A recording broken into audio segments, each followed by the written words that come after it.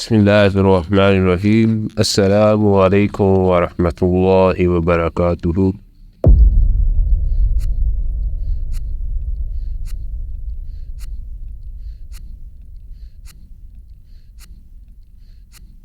فرعون کی ہلاکت کے بعد بنی اسرائیل اس کے پنجے سے آزاد ہو کر سب ایمان لائے، اور حضرت موسیٰ علیہ السلام کو خداوند کریم کا یہ حکم ہوا کہ وہ 40 راتیں کوہ طور پر اعتکاف کریں، اور اس کے بعد انہیں کتاب یعنی تورات دی جائے گی۔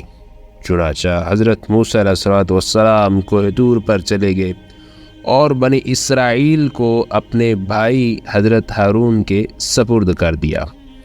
آپ 40 دن تک ہر روز دن کو روزہ رکھتے اور ساری رات عبادت میں مشغول رہتے۔ بنی اسرائیل میں ایک حرامی شخص تھا جس کا نام سامری تھا، جو طبعی طور پر نہایت گمراہ کن آدمی تھا۔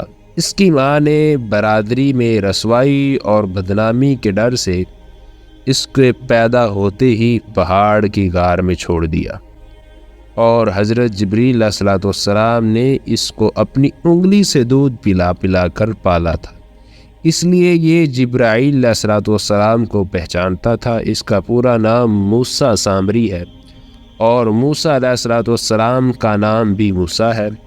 موسیٰ سامری کو حضرت جبریل امین علیہ السلام نے پالا تھا، اور حضرت موسیٰ علیہ السلام کی پرورش فرعون کے گھر ہوئی تھی، مگر خدا کی شان، خدا کا مقام کہ فرعون کے گھر پرورش پانے والے حضرت موسیٰ علیہ السلام تو خدا کے رسول ہوئے، اور حضرت جبریل علیہ السلام کا پالا ہوا موسیٰ سامری کافر ہوا، اور بنی اسرائیل کو گمراہ کر کے اس نے بچڑے کی پوجا پر لگا دیا۔ جب کوئی آدمی ازل سے ہی نیک بخت نہیں ہوتا تو وہ نامراد ہوتا ہے۔ دیکھ لو موسیٰ سامری جو حضرت جبریل علیہ السلام کا پالا ہوا تھا اور وہ کافر ہوا، اور حضرت موسیٰ علیہ السلام جو فرعون کی پرورش میں رہے وہ خدا کے رسول ہوئے۔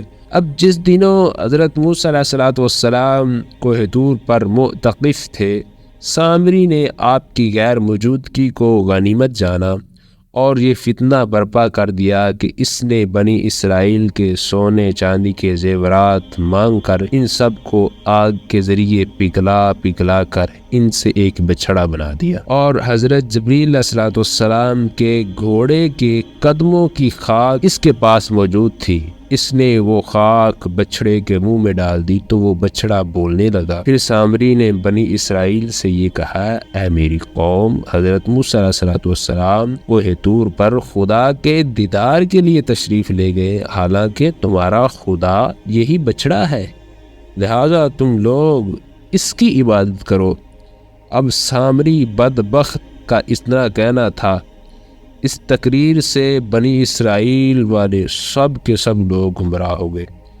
12,000 آدمیوں کے سوا ساری قوم نے چاندی سونے کے بچھڑے کو بولتا دیکھ کر اس کو خدا مان لیا، اور اس کے آگے سر بسجود ہو کر اس بچڑے کو پوجنے لگے۔ چنانچہ خداوند قدوس کا ارشاد ہوا، اور موسیٰ علیہ السلام کے بعد ان کی قوم نے اپنے زیوروں سے ایک بچڑا بنا لیا جو بے جان کا دھڑ تھا اور گائے کی طرح بولتا تھا۔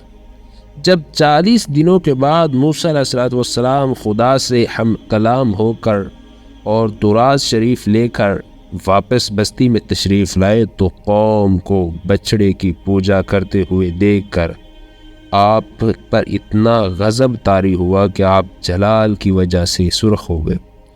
آپ نے جوش اور غضب میں تورات شریف کو زمین پر ڈال دیا، اور اپنے بھائی حضرت ہارون کو داڑھی اور سر کے بالوں سے پکڑ کر گھسیٹنا شروع کر دیا، اور فرمانے لگے، تم نے ان لوگوں کو اس کام سے نہیں روکا۔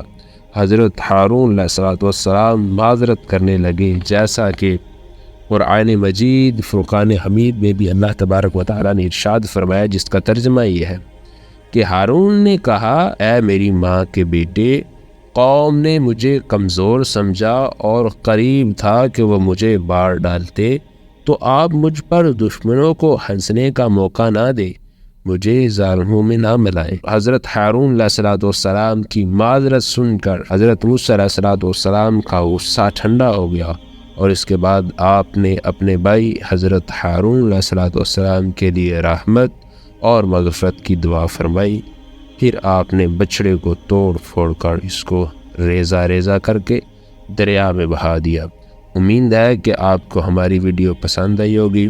ہمارے چینل کو سبسکرائب کر لیں، ویڈیو کو لائک اور شیئر کرنا مت بھولیے گا۔ جزاک اللہ خیرہ۔